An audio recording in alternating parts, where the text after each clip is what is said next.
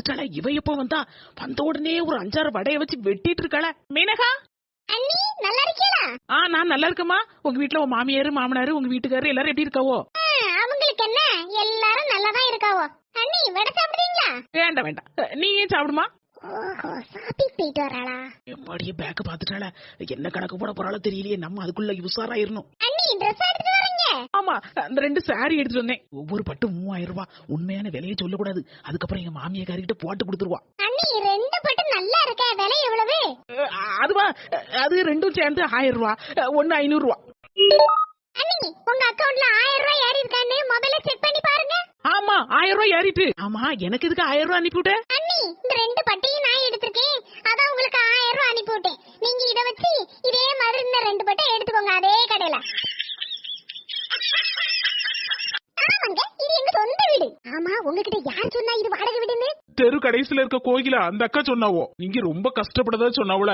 அவளுக்கு என்ன பத்தி மட்டமா பேசவே தோழியா போச்சு. இந்த வீடு சொந்த வீடு, அதுக்கப்புறம் டிவி, ஃப்ரிட்ஜ், வாஷிங் மிஷின், சகல வித பொருட்களும் வாங்கி போட்டுருக்கோம். கழுத்துல போட்ட கம்ல செயின், இது கூட போன மாசம் வாங்கினதுதான். 5 பவுன் என் மாப்பிள்ள தான் வாங்கி கொடுத்தாரு.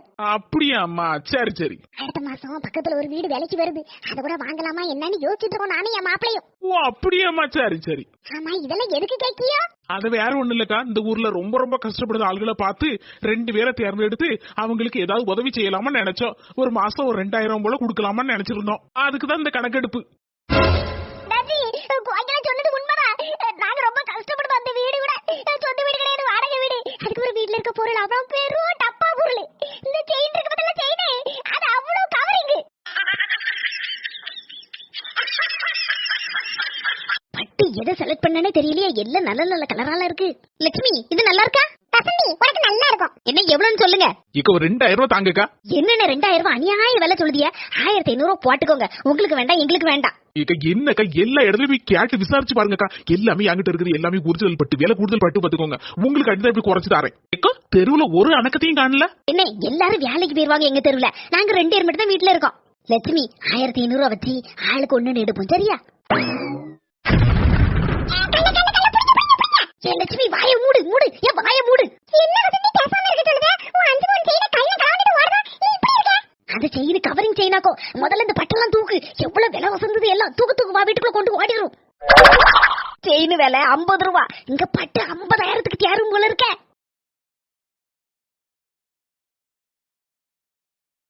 சின்ன பொண்ணு, நம்ம இடம் வாங்க போறோம்ல, அத நம்ம 2 பேர் பேர்லயும் வாங்கலாம் நினைச்சிட்டு இருக்கேன். வேண்டங்க, எதுக்கு அதெல்லாம்? எனக்கு அதெல்லாம் ஆசை கிடையாது. இந்த காலத்திலயும் நீ இப்படி இருக்கியா? எல்லாரும் என்னெல்லாம் வேணும்னு ஆசைப்படுவோம். ஏங்க உங்க அம்மாக்கு தெரிஞ்சிச்சுன்னா ஏசுவாங்களே.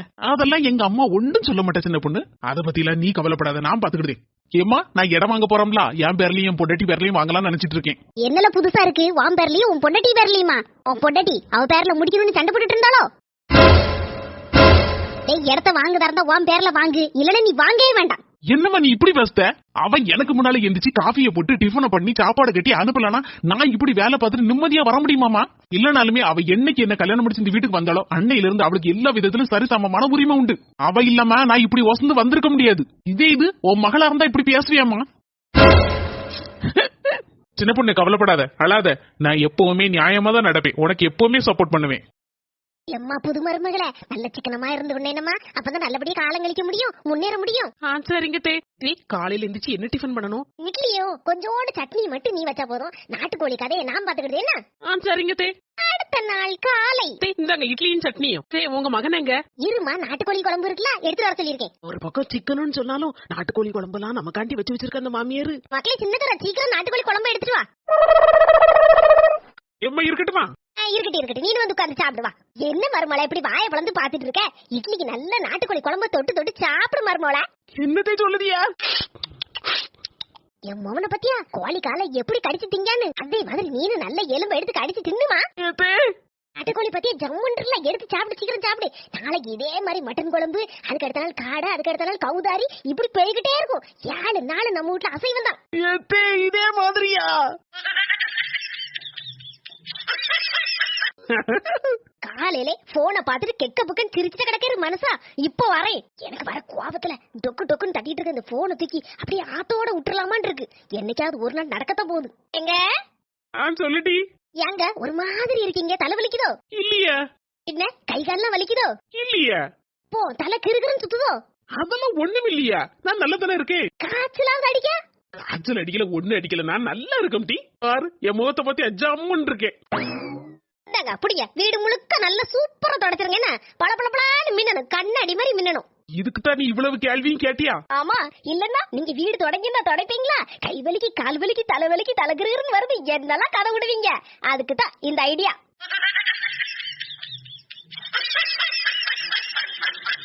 மர்மோ தலையில எப்படி வேலையை கட்ட ஐடியா. ஏன் மர்மோல என்னத்தை கூப்பிட்டீங்களா?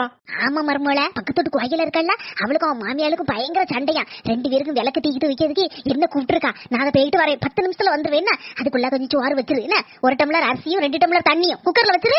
சரிங்க, நீங்க போயிட்டு வாங்க. மறந்துட்டேனே, கொஞ்சம் பாத்திரமும் கிடக்கு, வீட்டையும் அப்படியே தொடச்சு வச்சிரு மர்மோல. சரிங்க, நீங்க போயிட்டு வாங்க. யாருக்கிட்ட? என்கிட்டவா? தலையில கெட்டிட்டம்ல வேலையெல்லாம்.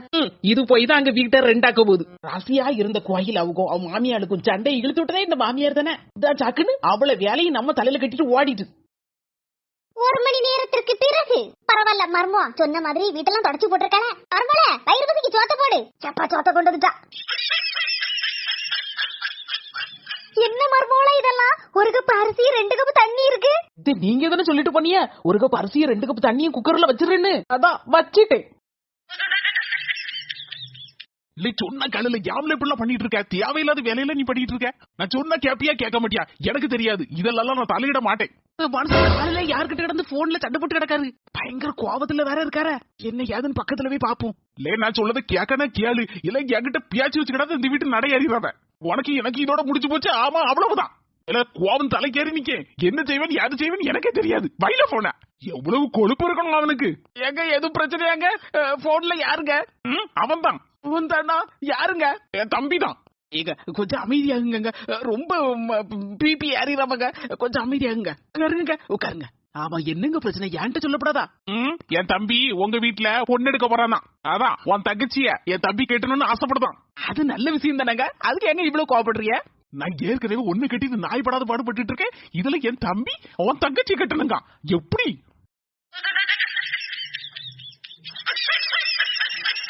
ஹலோ ஏமா, என்ன பேசுதான்னு ஒளிஞ்சிருந்து ஒட்டு கேப்போம். ஏமா அக்கவுண்ட்ல ஒரு 3000 ரூபாய் அனுப்பியிருக்கேன், மெசேஜ் வந்துட்டான்னு பார்த்து சொல்லுங்க.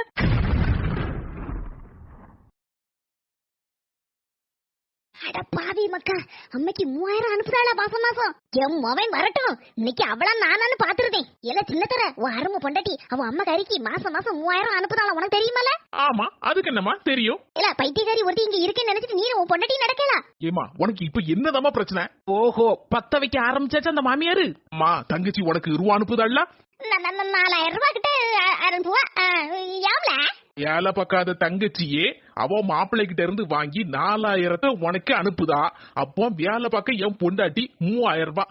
அவளை பெத்து வளர்த்து படிக்க வச்சு ஆளாக்கி விட்ட அம்மா அப்பாவுக்கு ஒரு 3000 கொடுக்கறதுல என்ன தப்பு இருக்கு? முதல்ல அதை சொல்லு. இது என்ன நியாயமா சொல்லு?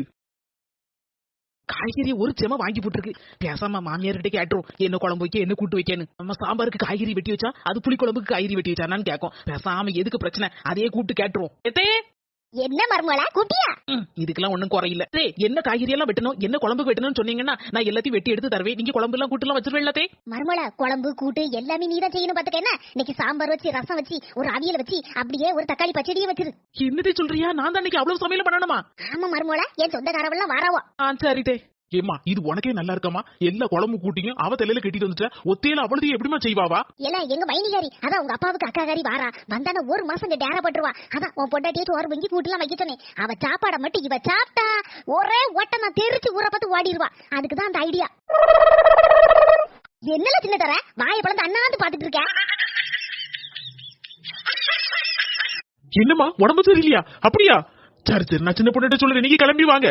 என்ன மாதிரி கொஞ்சம் சோத்த பொங்கும். ஏங்க சோறு தானே இப்ப குக்கர்ல வச்சிருவேன், 10 நிமிஷம் ஆயிரும், நீங்க ஆபீஸ் கிளம்பிடலாம். எடி அம்மாவுக்கு உடம்பு சரியில்லையா, இப்பதான் போன் பண்ணாவோ நான் 2 நாள் வந்து இருந்துட்டு போங்க அப்படின்னு சொல்லியிருக்கேன்னா வந்தோட ஆஸ்பத்திரி கூட்டு போனா அதனை கேட்டேன். என்னடா போன்ல பேசிட்டு இருக்கேன்னு பாத்தேன். அதெல்லாம் ஒண்ணு வரண்டா, உங்க தங்கச்சி வீட்டுல இருக்கட்டு. நான் சொல்ல வரத புரிஞ்சுக்கோ. பாருங்க நீங்க ஒண்ணு விளக்கண்டா, எனக்கு எல்லாம் புரியும். நல்லா இருக்கும் போது உங்க தங்கச்சி வீட்டுல இருக்க வேண்டியது, ஒரு உடம்பு சரியில்லைன்னா உடனே இங்க அனுப்பி விட்டுறது. ஏன் அங்க மெடிக்கல்ல 2 மாத்திரை வாங்கி போட்டு பேசாம அங்க இருக்க சொல்லுங்க, இங்க வந்துடாம. ஆளை பாருங்க, யாருகிட்ட என்கிட்டே வாக்கும் ஆஸ்பத்திரி கூட்டு போவதுக்கு எவன்ட இருக்கு தொட்டு. எடி உடம்பு சரியில்லைன்னு சொன்னது எங்க அம்மைக்கு இல்ல உங்க அம்மைக்கு. அம்மா காலு, அம்மா உடம்பு சரியில்லையா அவனுக்கு? எனக்கு தெரியாத. ஐயோ மனுஷா, கல்லு கடை இருக்காரு, ஓடி போய் ஒரு காரை பிடிச்சிட்டு வரோம். ஒரு வாரம் லீவ் போடும், போவோம். எங்க அம்மையை கூட ஹாஸ்பிட்டலோட சேர்த்து பாப்போம்.